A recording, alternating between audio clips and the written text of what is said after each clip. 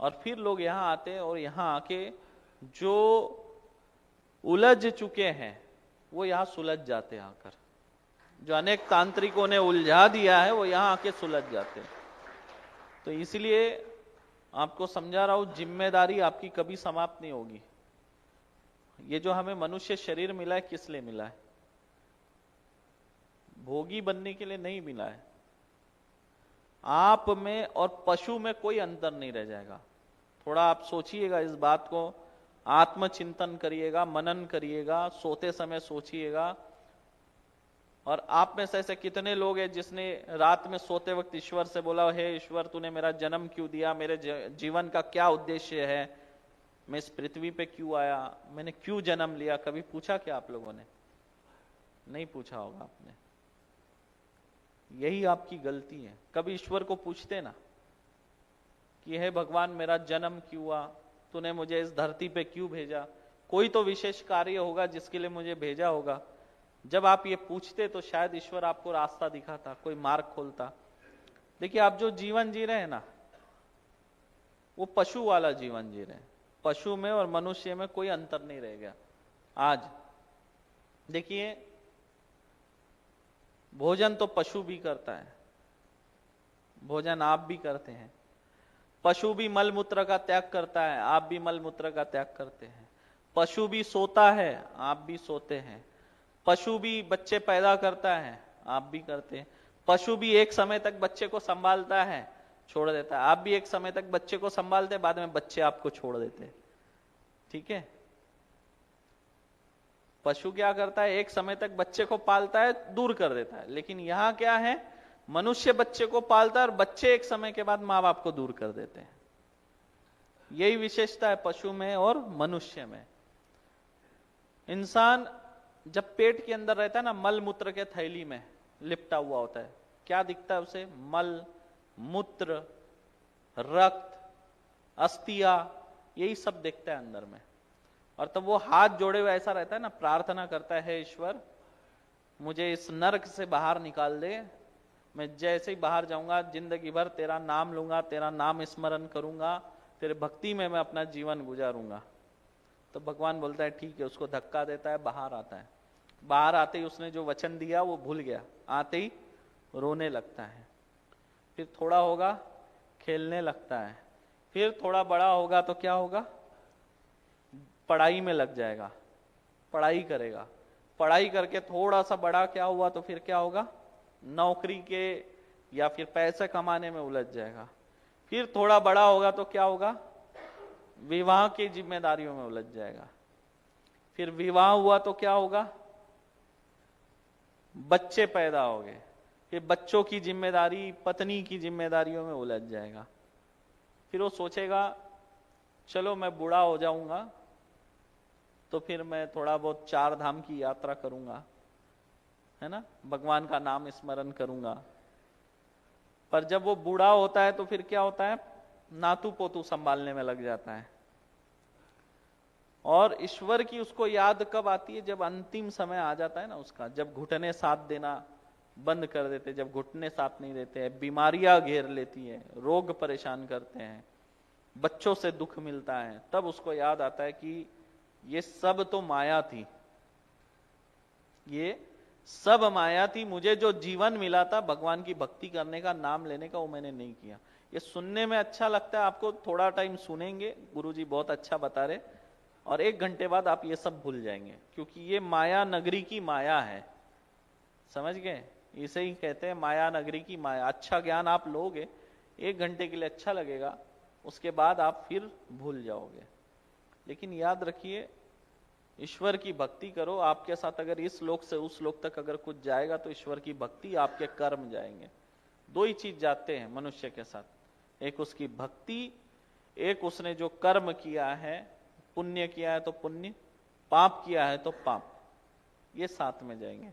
इसलिए कर्म करो, और कुछ नहीं जाने वाला है आपके साथ। याद रखो, जब तक आप पूछेंगे नहीं ना ईश्वर से कि मेरा जन्म क्यों, हर व्यक्ति के लिए कोई ना कोई कार्य जो है पहले से लिखा हुआ है कि इसको ये कार्य करना है, उसको वो कार्य करना है। लेकिन आप जो है ना कभी सोचते नहीं है, कभी ईश्वर से पूछते नहीं है। आध्यात्मिक बनिए, आध्यात्मिक कब बनोगे?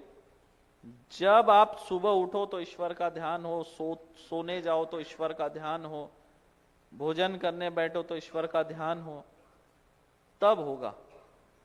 आपको पता है लोग अपने बच्चों का नाम भगवान के नाम पे क्यों रखते थे?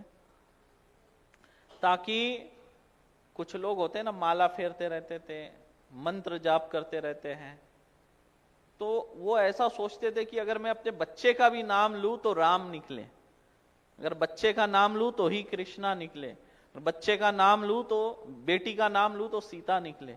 क्यों? उसमें भी भक्ति ढूंढते थे, बच्चों के नाम में भी जो है भक्ति। अगर सोचिए आपने अपने जीवन भर में अपने बच्चे को अगर 10,000 बार राम राम राम राम बोल के बुला लिया तो क्या हो गया? राम नाम का जप हो गया। इसलिए लोग बच्चे का भी जो नाम है भगवान के नाम पे रखते थे, यही कारण था। ये कारण नहीं कि उनके जैसा बने, ये आपका स्वार्थ हो गया कि उनके जैसा बने। आजकल लोग क्या नाम रखते हैं? राम का नाम रखेंगे तो राम जैसा बनेगा, कृष्ण का नाम रखेंगे तो कृष्ण जैसा बनेगा। वो नहीं था। पुराने जमाने में लोग भगवान का नाम से अपने बच्चों का नाम इसलिए रखते थे ताकि उस भगवान का नाम जप वो कर सके, इसी बहाने कम से कम जो है नाम जप हो जाए। और आजकल क्या है, स्वार्थ के भाव से बच्चे का नाम रखते कि ऐसा रखूंगा तो जो है हमारा बच्चा राम जैसा होगा। आपने कभी अपने पिता के लिए ऐसा कुछ कर्म नहीं किया होगा तो आपकी संतान कहां से आपके लिए ऐसा कर्म करेगी? आज आप ये सोचिए, बहुत सारे ऐसे लोग हैं जिसने आपको जन्म दिया, उस माता पिता के साथ आप लोग समय व्यतीत नहीं करते। आप लोगों को सोचना चाहिए, आप बड़े हो गए ना, तो आपके जो माता पिता है उनको लगता है कि हमारे बच्चे हमारे साथ बैठे और हमसे बात करें, थोड़ा समय हमारे साथ बिताए। आप जितने बड़े हो जाओ ना, उतना समय माता पिता के साथ बिताने लगो, क्योंकि क्या है, माता पिता दोबारा नहीं आएंगे जीवन में, और बहुत कम समय होता है माता पिता के साथ में, बहुत कम समय होता है, आपको ज्यादा समय नहीं मिलेगा माता पिता के साथ। इसलिए जितना समय माता पिता के साथ मिला है उसको बटोर लो, जितना ज्यादा समय माता पिता को दे सकते दे लो, जितना आप अपने माता पिता को खुश रख सकते रखो। क्योंकि आप जितना अपने माता पिता को दुख देंगे, जितना अपने माता पिता का हृदय दुखी करोगे, उतना ही आपको आएगा, और ब्याज के साथ आएगा। ये ध्यान रखो, आपने जो डिपॉजिट किया है ना वो ब्याज के साथ आएगा आपके पास। ईश्वर की जो बैंक है ना बहुत परफेक्ट है, और ईश्वर की बैंक कैसी है, कई गुना देती है, समझे? ईश्वर का यही एक खासियत है, मतलब ईश्वर का काम है जो आप दोगे उसका कई गुना आपको मिलेगा। अब आप किसी को दुख दे रहे हैं तो उसका कई गुना होकर आपको आएगा। इसलिए अगर आपने अपने माता पिता को अगर सम्मान नहीं दिया, अगर आपने अपने माता पिता को समय नहीं दिया, अगर आपने अपने माता पिता को खुशी नहीं दी, तो अपने संतान से अपेक्षा भी मत रखना कि आपकी संतान आपका सम्मान करेगी, आपकी संतान आपके साथ समय बिताएंगी, या आपकी संतान आपको सुख देगी। ये मत सोचना, अगर आपने नहीं किया तो आपको भी वही मिलेगा पलटकर, ये पक्का है। अरे मैंने देखा है, हमेशा देखा है, अनुभव है मेरा, समझे? कई लोगों को मैं देखता हूं, जब कोई बैठता है मेरे सामने आता दुख लेके, गुरुजी मेरी संतान नहीं सुन रही है, मेरी संतान दुख दे रही है। क्यों दे रही है? आपने भी कुछ ऐसे कर्म किए होंगे तब वो पलट गया। हाँ, तंत्र से हुए वाले 10% ऐसे लोग होते हैं, लेकिन 90% किससे?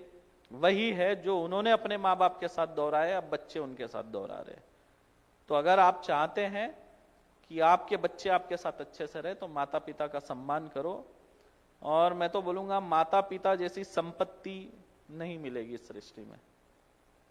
और आज क्या हो रहा है, लोग माँ बाप को वृद्धाश्रम में भगा दे रहे, माता पिता का इलाज करने के लिए जो है पैसे नहीं है। वही अगर पत्नी अगर झुमका मांगे तो तुरंत खरीद के ला देंगे, लेकिन माता पिता का इलाज कराना है तो उनके लिए जेब से जो है पैसे नहीं निकलते। बहुत खराब अवस्था है। तो ऐसे लोगों का भी अंत वैसे ही होना है, जो जैसा कर रहा है वैसा भरेगा। इसलिए मैं आपको समझा रहा हूं कि कर्म कमाओ।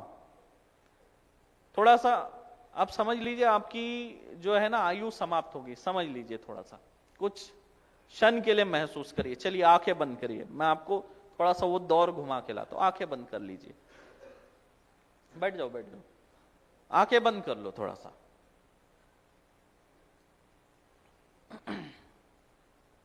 सभी लोग आंखें बंद करो। पहले तो 3 बार ओम का जाप करो लंबे स्वर में, आवाज यहां तक आनी चाहिए ताकि आपको अनुभूति हो, एकाग्रता बढ़े आप लोगों की। आंखें बंद करके बैठो।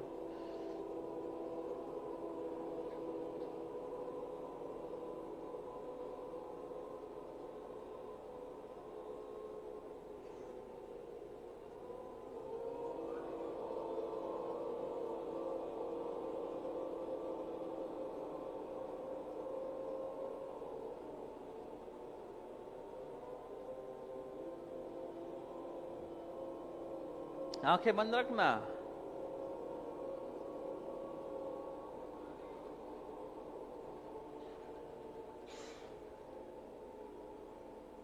अब आंखें बंद रखो, आज्ञा चक्र पे ध्यान केंद्रित करो, सिर्फ मेरी बात सुनना है ना, सिर्फ मेरी आवाज को सुनना है। आंखें बंद रखो। और जिसको नहीं रखना है तो वो उठ के जा सकता है, अगर जिसका मन ना लग रहा हो तो मैं ऑप्शन भी दे रहा हूं। अगर एकाग्रता के साथ बैठना है तो बैठो या बाहर चले जाओ, क्यों फायदा नहीं होगा और खुद का समय क्यों खराब करना। सोचिए, आपने जब जन्म लिया उस क्षण को महसूस करिए कि आप पेट में हैं, गर्भ में हैं और आप जन्म ले रहे हैं। जो 9 महीने गर्भ में मनुष्य एक नया शरीर धारण करता है, उस समय उसके साथ कौन है? अपने आप से पूछिए, उस वक्त कौन है? रिश्ते तो बाद में बनेंगे जब आप जन्म लेंगे, लेकिन जब आप गर्भ अवस्था में हैं, जो 9 महीने पीड़ा वाले हैं, मल मूत्र रक्त अस्थियों में हैं, उस समय कौन है आपके साथ? केवल आप अकेले हैं, कोई नहीं है इस अवस्था में। जो 9 महीने की पीड़ा है वो भी आप अकेले भोग रहे हैं। जब पता है, जब नाल जो होती है ना, पेट से जुड़ी हुई होती है, उस समय जब नाल में झटका लगता है ना तो बहुत दर्द भी होता है बालक को अंदर ही अंदर। उस अवस्था में वो दर्द, वो पीड़ा भी अकेला मनुष्य भोगता है 9 महीने। जन्म लेने के लिए संघर्ष करना पड़ता है उसको, पेट से बाहर आने के लिए बहुत संघर्ष करना पड़ता है। ये संघर्ष भी वो अकेला कर रहा है, कोई नहीं है साथ में, वो अकेला है ना। संघर्ष बच्चा करता है, जब बच्चा बाहर निकलना चाहता है ना तब दर्द उठता है, तब मां प्रयास करती है कि बच्चा बाहर आए। जब तक दर्द मां को नहीं होता मां भी नहीं सोचती है ना। तो बच्चा संघर्ष करता है बाहर निकलने के, और उस संघर्ष में आप अकेले हैं। वो संघर्ष जीवन और मृत्यु के बीच का संघर्ष है। अब आपने जन्म लिया, माता पिता तो केवल बोल रहे हैं कि आपको पढ़ना है, क्योंकि वो माता पिता की जिम्मेदारी है। लेकिन पढ़ाई का संघर्ष कौन कर रहा है? आप अकेले कर रहे हैं। आप मेहनत कर रहे हैं पढ़ने के लिए। ये संघर्ष किसका हुआ? आपका अकेले का हुआ। माता पिता का प्रेम और जिम्मेदारी साइड में रखेंगे, संघर्ष में मनुष्य अकेला होता है। जितने भी लोग बीमार हुए होंगे, बुखार आया होगा, तो उस बुखार को महसूस किसने किया? उस बुखार से, उस पीड़ा से बाहर निकलने के लिए संघर्ष किसने किया? केवल आपने, अकेले ने भोगा है उसको। आपके बुखार को ना आपके माता पिता भोग सकते हैं, ना कम कर सकते हैं, ना आपके भाई बहन, ना आपके मित्र, ना परिजन। आप अकेले महसूस कर रहे हैं। जीवन में अगर दुख आया होगा तो आप रोए होंगे, आंसू आपके निकलेंगे, क्योंकि आप दुखी है। ठोकर लगी, दर्द आपको हुआ, अकेले को। अब इस क्षण में आपको कई लोगों ने धोखा भी दिया होगा। किसी को मित्र ने धोखा दिया होगा, किसी को रिश्तेदारों ने धोखा दिया होगा, किसी को पति ने धोखा दिया होगा, किसी को जिससे प्रेम करते हो उसने धोखा दिया होगा, तो किसी को बच्चों ने दुखी किया होगा, तो किसी को मित्रों ने धोखा दिया होगा। और इस धोखे के बीच जो घुटन, पीड़ा, तकलीफ किसको हुई? आपको अकेले को हुई, कोई नहीं था। जितना दर्द, जितनी पीड़ा आपने महसूस की वो किसी और ने नहीं की। तो ये संघर्ष किसका रहा? आपके अकेले का रहा। इस संघर्ष में आप अकेले थे। अगर किसी को ऐसा रोग हुआ होगा जिसका ऑपरेशन हुआ होगा तो उस अकेले का वो संघर्ष रहा, क्योंकि उसका अकेले का शरीर को फाड़ा गया। वो दर्द भी उसी को हुआ, उसी के शरीर को फाड़ा गया, उसी के शरीर को सिलाया गया, दर्द भी उसी अकेले को हुआ है।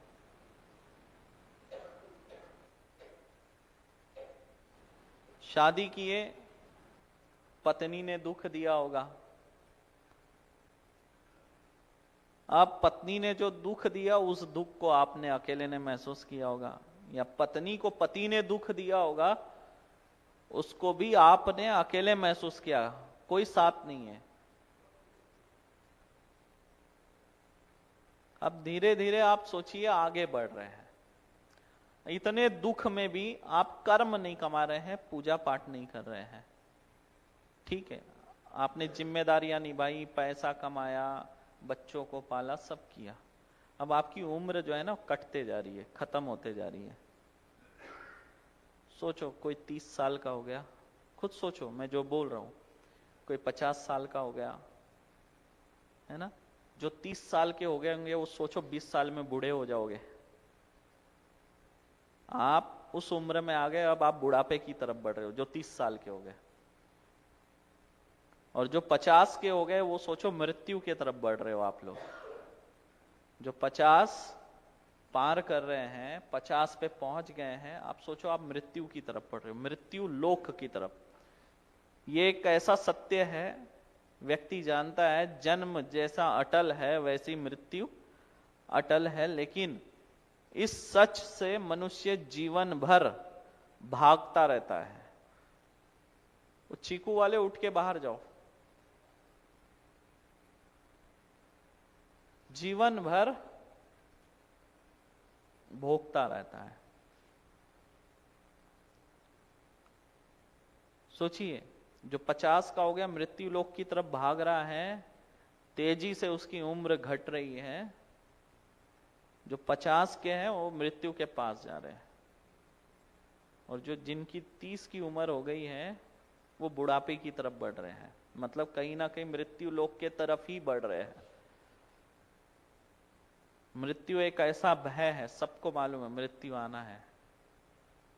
सोचो मृत्यु के बारे में थोड़ा सोचो, कितनी पीड़ा होती होगी। बहुत सारे लोग सोचते होंगे मृत्यु, तुम जाओ बाहर उठ के, सोचने उठ के जाओ, बिल्कुल बदतमीजी नहीं, तुरंत बाहर। सोचिए, उसको, उस भाव को महसूस करने का प्रयास करो। आप उस लेवल में आपको प्रवेश करना है ना, उस लेवल में प्रवेश करना। मृत्यु कैसी होती होगी, और जब प्राण निकलते होंगे तो कितनी तड़प होती होगी। आपको मैं बताना चाहता हूं, जिसके कर्म अच्छे होते हैं, जिसने जीवन भक्तिमय बिताया हो, ईश्वर का नाम जप किया हो, मंत्र जाप किया हो, ईश्वर के नाम जप की कुंजी जमा की हो ना, उस व्यक्ति के जब प्राण देह से बाहर निकलते हैं तो तड़प नहीं होती। लेकिन जो इस माया लोक में फंसे हैं, जब इनकी आत्मा शरीर से बाहर निकलती है, इतनी तड़प होती है मानो वो 1,00,000 बार जन्म ले रहा हो और 1,00,000 बार मर रहा हो। इतनी तड़प, उस तड़प को शब्दों में बताया नहीं जा सकता कि वो तड़प कितनी भयंकर होती होगी। बहुत भयंकर। आपको इससे गुजरना है, इसको महसूस करना है, इस क्षण को आप इस क्षण से गुजरने वाले हैं, इसलिए उसको पहले से महसूस करो, ताकि आपका जीवन, अब भी समय है आपके पास, उस पीड़ा को महसूस करो। बहुत तड़पता है मनुष्य। वो सेकंड जो होते हैं ना, 10 सेकंड मात्र, 10 से 12 सेकंड लगते हैं आत्मा बाहर निकलने में, लेकिन उस 10 सेकंड में 1,00,000 बार मर के जन्म लेने जितना पीड़ा होती है। अब आप सोचो, जन्म लिए तो आप अकेले थे, अकेले थे, जीवन के हर संघर्ष में आप अकेले थे, हर दुख में आप अकेले थे। जिस संतान को आपने जन्म दिया, वो संतान भी आपके विरोध में गई होगी, वो संतान भी आपकी बात नहीं मानी होगी, तो उस समय में भी आप अकेले रहे। तो जीवन के हर संघर्ष में आप अकेले हैं।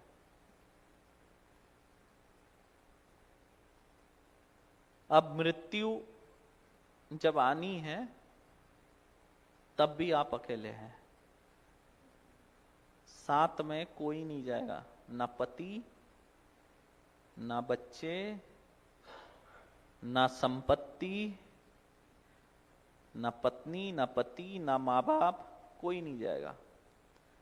आपकी पत्नी भी यही रहेगी, आपका पति भी यही रहेगा, आपके बच्चे भी यही रहेंगे, आपकी संपत्ति भी यही रहेगी, जिसको कमाने में आपने अपनी पूरी उम्र गुजार दी, जिनको पालने में आपने सारी उम्र गुजार दी। आप अकेले जाएंगे, अकेले, कोई नहीं है साथ। तो जीवन का ये सत्य है, इसको समझना है। कोई साथ नहीं जाएगा, आप अकेले आए हैं, अकेले जाने वाले हैं, अकेले, एकदम अकेले। ये जितने रिश्ते हैं ना इस शरीर के, और यहीं पे बंधे हुए हैं। तो अगर आपको मृत्यु लोक से बाहर जाना है, इस शरीर से जब बाहर निकले तो कोई पीड़ा ना हो, तो आपको एक अमृत बता दे रहा हूं, एक अमृत रस। इसका पान अगर आप करना शुरू करेंगे, आपका जीवन सुधरेगा, और वो है ईश्वर का नाम जप। मां मातंगी का बीज मंत्र, मां बगलामुखी का बीज मंत्र। सोचो, मृत्यु के क्षण में आप लोग हैं, इस ओर ध्यान एकत्रित करो। सोचो उस स्टेज पे इस वक्त आप है, इस वक्त मृत्यु एकदम सामने खड़ी है। 1 घंटे में मृत्यु है। जो आपने कमाया जीवन भर, वो कहां है? आपने अपनी जीवन किस में व्यतीत कर दिया? कहां खत्म किया आपने अपने जीवन को? जीवन इरेजर की तरह है, घस घस के एक दिन खत्म हो जाता है। ठीक उसी तरह आपने कहां पर व्यतीत किया अपना जीवन, कहां बर्बाद किया? 1 घंटा है आपके पास, कुछ नहीं बचा, मृत्यु सामने है। ना बेटी साथ जाएगी, ना बेटा साथ जाएगा, ना धन जाएगी, ना दौलत, ना संपत्ति। पीड़ा में है, तड़प रहे हो। और एक बात, ईश्वर से यही प्रार्थना करना कि मृत्यु सुख पूर्वक हो। जैसे प्रसूति होती ना सुख पूर्वक, जन्म, वैसे ही मृत्यु भी सुख पूर्वक हो। वाहन दुर्घटना से ना हो, सर्पदंश से ना हो, आत्महत्या से ना हो, है ना, सुख पूर्वक हो, कोई बड़े जटिल रोग से ना हो। तो इसलिए आप सोचो, आपके पास 3 मिनट है, बहुत सोचो। आप मृत्यु के द्वार पे खड़े हैं, क्या आपके साथ जा रहा है? कौन आपके साथ जा रहा है? आपके सारे रिश्तों को टटोल लो, माँ बाप, भाई बहन, पति, दोस्त, यार, रिश्तेदार, सबको टटोल लो। इस वक्त कहाँ जाने वाले हो? क्योंकि इस अंत को अगर आप समझेंगे तो पूरे जीवन का सार आप समझ जाएंगे, पूरे जीवन का सार आपके समझ में आएगा। जीवन के अंत को समझते ही पूरा जीवन का निचोड़ आपके हाथ में आ जाएगा।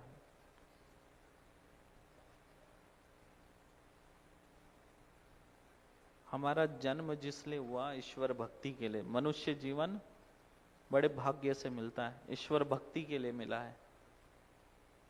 और हम कहां उलझे पड़े हैं।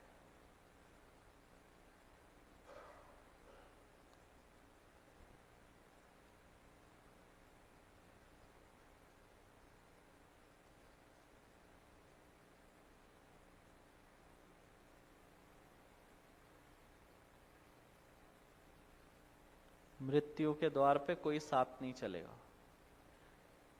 तब सिर्फ आपको ईश्वर याद आएगा, भगवान। तब माँ बाप भी याद नहीं आएंगे आपको। जब मृत्यु के द्वार पे खड़े रहोगे ना, माँ बाप, भाई बहन, दोस्त यार, धन दौलत संपत्ति कुछ याद नहीं आएगा, सिर्फ ईश्वर याद आएगा, सिर्फ भगवान याद आएगा। लेकिन तब तक देर हो गई होगी। जब नाम लेना था तब आपने नाम नहीं लिया, और जब देर हो गई, नाव डूब गई, उसके बाद आप बचाव के लिए हाथ पैर मार रहे हैं। जीवन भर आपने तैरने का प्रयास नहीं किया, नाव में बैठ के दरिया पार करने जा रहे हैं, नाव डूब गई, अब आप तैरने का प्रयास कर रहे हैं जब आप डूब रहे हैं। यही अगर आपने समय रहते तैरने का प्रयास किया होता, तैरने की कला सीख ली होती, तो आप डूबते नहीं, तैर के पार हो जाते दरिया के। समझ गए? तो अभी आपके पास क्या समय है? आपको ईश्वर का नाम लेना है, ईश्वर की भक्ति करनी है। कोई नहीं आने वाला आपके साथ। अगर आप नहीं समझे तो अंत तो बहुत खराब है। जो पीड़ा मैंने बताई ना, 1,00,000 बार जन्म लेने और मृत्यु होने जितना दर्द होता है, तड़पता है, आत्मा इधर उधर शरीर में भागती है, कभी अस्थियों से टकराती है, कभी हृदय से टकराती है, कभी मस्तिष्क में जाके टकराती है, कभी जो हमारे सातों चक्र है उनसे टकराती है, तड़पते रहती है, बाहर निकलने का मार्ग ढूंढती है, नहीं मिलता। बहुत तड़प होती है उस समय, भयंकर तड़प। जैसे मान लो शरीर के अंदर जगह जगह भूकंप हो रहा हो, ऐसा वो महसूस होता है। तो अगर अभी भी अगर आप ईश्वर का नाम नहीं ले पाए, तो फिर आप पूरी तरह से इस माया नगरी में उलझे हो, और तभी आपको यह अनुभव होगा जब आप मृत्यु के द्वार पे खड़े रहोगे। तो आपके साथ कौन जाएगा? 3 गहरी श्वास लेकर आंखें खोलेंगे। पहले थोड़ा सोच लो 2 मिनट, इस क्षण को महसूस करो। जन्म से लेकर आज तक हर संघर्ष में आप अकेले रहे। पढ़ाई करना है, माँ बाप ने पढ़ाया, लेकिन पढ़ना आपको पड़ा, प्रैक्टिस आपको करनी पड़ी हर जगह। जीवन के हर संघर्ष में आप अकेले, हर संघर्ष में।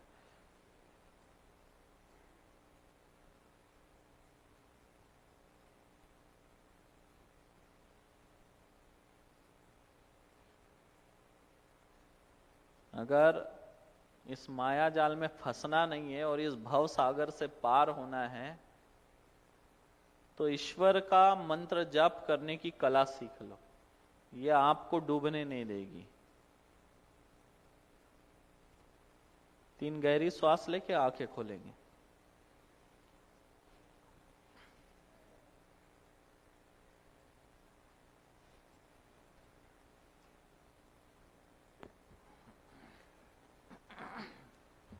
हाँ, माइक देना उधर, उधर रख दे, उधर माइक देना। कौन बोलना चाहेगा इस बारे में? एक एक जन आके बात करेगा।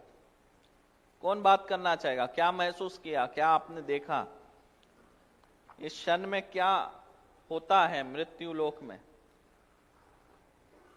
एक एक जन को माइक, एक एक जन उठो, अनुभव बोलो।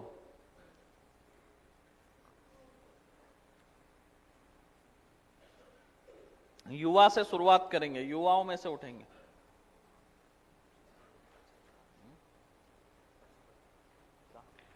वो खराब है, वो नाम गलत दिया।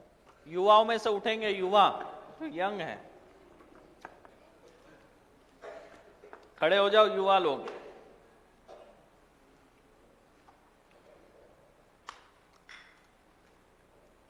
हो जाओ, युवा लोगों को माइक दो, एक एक को बात करेंगे आज लोगों से। माइक देना दूसरा वाला, हैंड फ्री। उठो उठो, युवा लोग आएंगे, शर्माना क्यों है?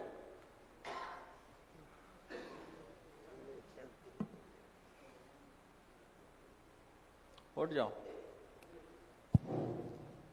जिंदगी क्या है? अभी मतलब इस 3-4 मिनट में मतलब जीवन को क्या समझा कि जीवन क्या चीज है?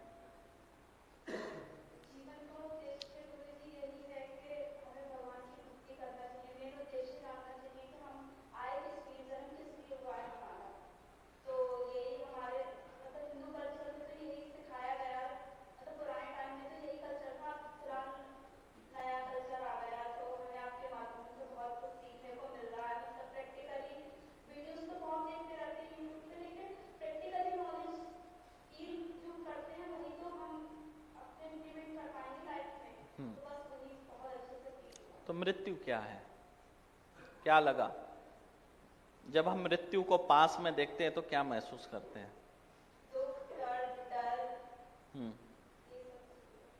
डर क्यों? मृत्यु तो आनी है सबको एक दिन। फिर हाँ, क्यों नहीं होता? जीने की इच्छा होती है। तो जीने की इच्छा होती है तो फिर मृत्यु से क्यों डर लगता है?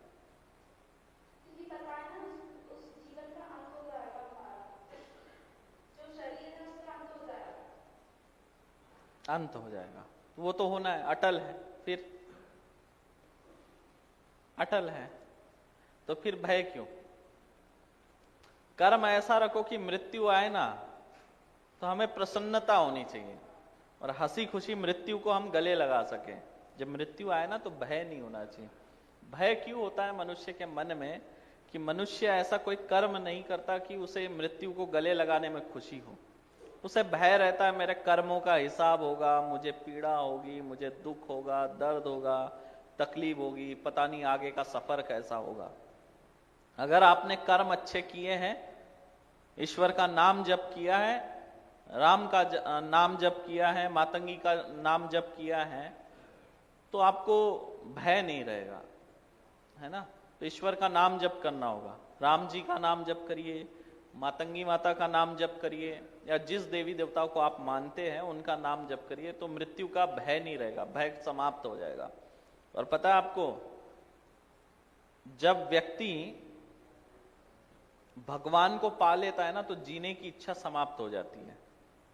बहुत सारे लोग है ना ऐसे बोलते हैं कि हम इतनी भक्ति करते हैं, इतना मंत्र जप करते हैं, फिर भगवान हमें दर्शन क्यों नहीं देते?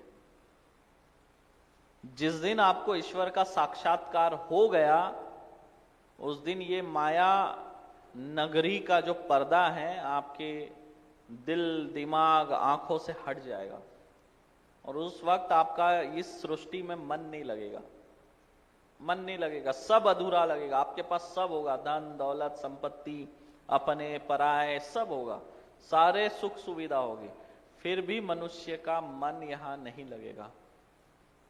वो अपने आप को अकेला महसूस करने लगता है उसके बाद, और मृत्यु के पास जाना चाहता है। वो जीवन को समाप्त करना चाहता है और ईश्वर के पास जाना चाहता है। फिर इसलिए जिसने भगवान का साक्षात्कार कर लिया उसका जीवन बहुत कठिन हो जाता है।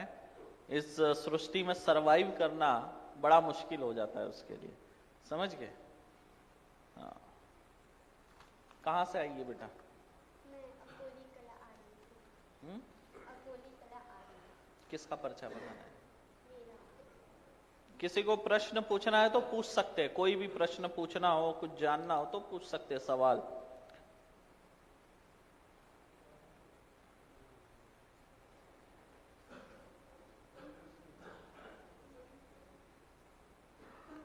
मन में कोई प्रश्न हो, कुछ जानना चाहते हो, है ना, तो पूछ सकते हो।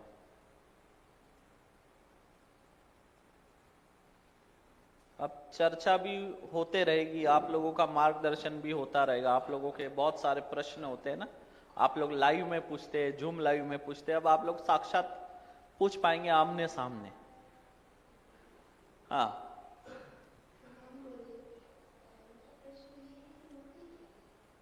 मुक्ति क्या है?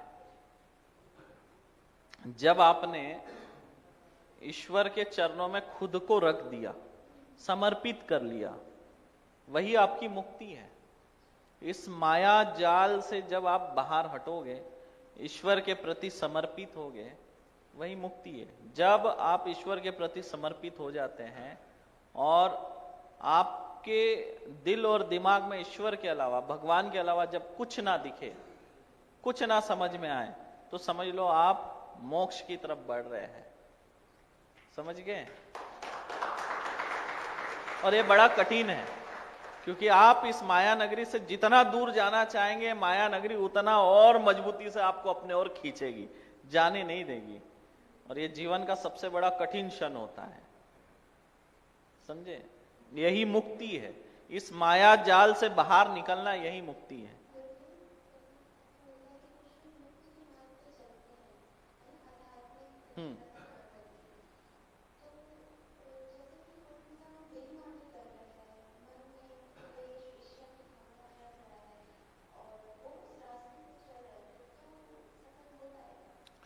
देखो, बेईमानी के मार्ग में अगर आप चल रहे, एक तरफ आप पाप कर रहे हैं, दूसरे तरफ आप पुण्य करेंगे, तो कैसा होगा? आप एक तरफ पाप कर रहे हैं, दूसरी तरफ पुण्य कर रहे हैं। वो भी मायने रखता है कि आप पाप कितना कर रहे हैं और पुण्य कितना कर रहे हैं, है ना? कुछ ऐसे भी कार्य होते हैं जिसके लिए जो है व्यक्ति अगर कुछ पाप भी कर रहा है, लेकिन उससे बड़ा अगर वो पुण्य कर रहा है तो मायने रखता है। अगर कोई झूठ बोल रहा है किसी के भलाई के लिए, तो वो झूठ नहीं कहलाता है। समझ गए? तो जैसे कोई व्यक्ति व्यापार करता है, व्यापार में अक्सर झूठ बोलना पड़ता है, झूठ के बगैर व्यापार नहीं है। तो अगर जो व्यक्ति झूठ बोल रहा है, व्यापार कर रहा है, तो व्यापार का जो कुछ हिस्सा गौ सेवा में लगा दे, वृद्धाश्रम में लगा दे, मानव सेवा में लगा दे, तो जो उसने झूठ बोला होगा, व्यापार में जो भी उसने कुछ लगता है कि मैंने कुछ गलत तरीके से पैसे कमाया है, वो दान कर दे। और जब वो दान कर देता है तो उसका वो किया गया पाप जो है वो नष्ट हो जाता है, क्योंकि उसने जो भी पाप किया होगा और उससे जो अर्जित धन है उसने सेवा में लगा दिया और उससे सेवा हो रही है, तो वो पाप नष्ट हो जाता है, क्योंकि सेवा हो गई। दूसरे तरफ सेवा बड़ा है, समझे?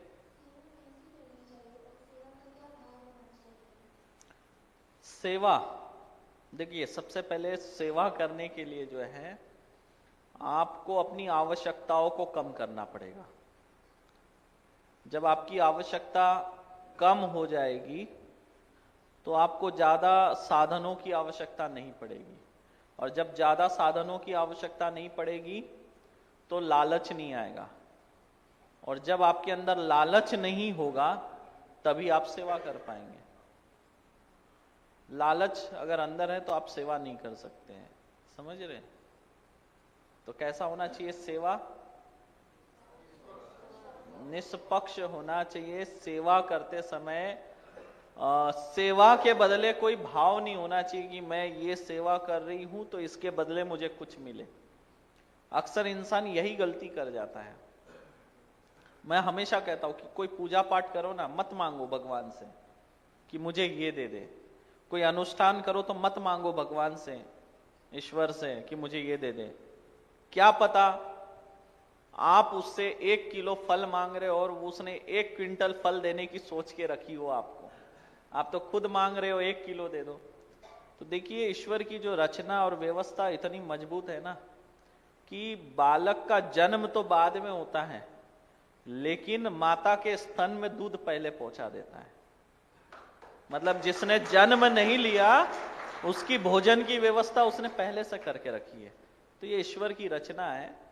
तो जब आप इसमें आगे चलेंगे, कठिनाई आएगी, सेवा के भाव में बहुत चुनौतियां रहेगी, लेकिन जब आप सच्चे मन से सेवा करेंगे तो आपके जो मार्ग हैं वो सब खुलने लगेंगे और आप आगे बढ़ेंगे।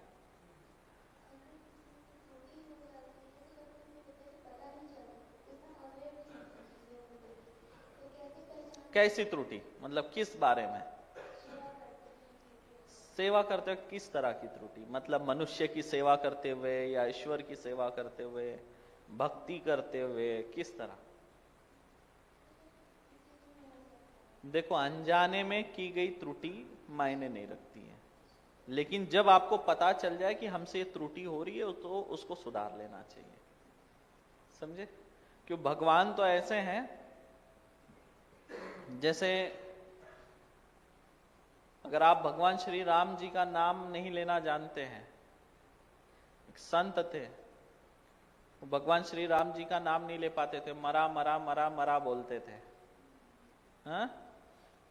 पर फिर भी उनकी भक्ति स्वीकार हुई, क्योंकि भाव अंदर से क्या थे? मुख से, जिह्वा से कोई भी शब्द नहीं निकले, लेकिन हृदय से क्या था? राम था, राम राम। लेकिन क्या हो रहा था? मरा मरा मरा। लेकिन फिर भी ईश्वर ने स्वीकार किया। अगर आप कोई कर्म कर रहे हैं, भाव से कर रहे हैं, तो जो त्रुटि है वो मायने नहीं रखती है, वो अपने आप समाप्त हो जाती है त्रुटि। समझ गए? हाँ, क्या नाम बताइए बेटा? नीतू सावंत।